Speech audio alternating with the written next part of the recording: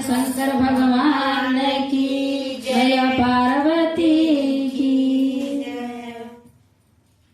बसहा चरल शिव गुरु आगना में हो किसी सियाल गवाना।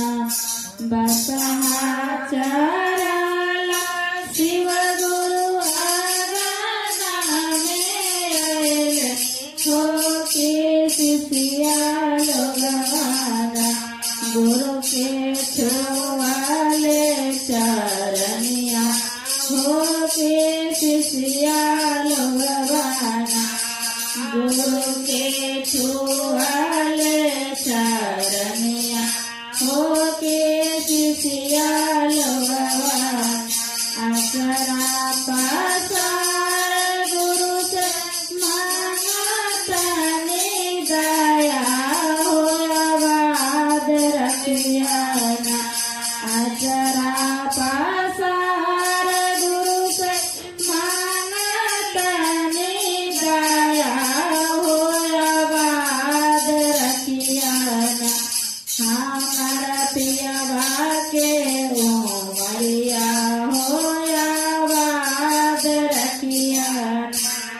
हमारा पियवा के उमरिया हो आबाद रखियाना। बसहा चरल शिव गुरु आगना में हो किसी सियाल गवाना। बसहा चरल शिव गुरु आगना में हो किसी सियाल गवाना। गुरु के छुआले चरनिया हो किसी सियाल गवाना।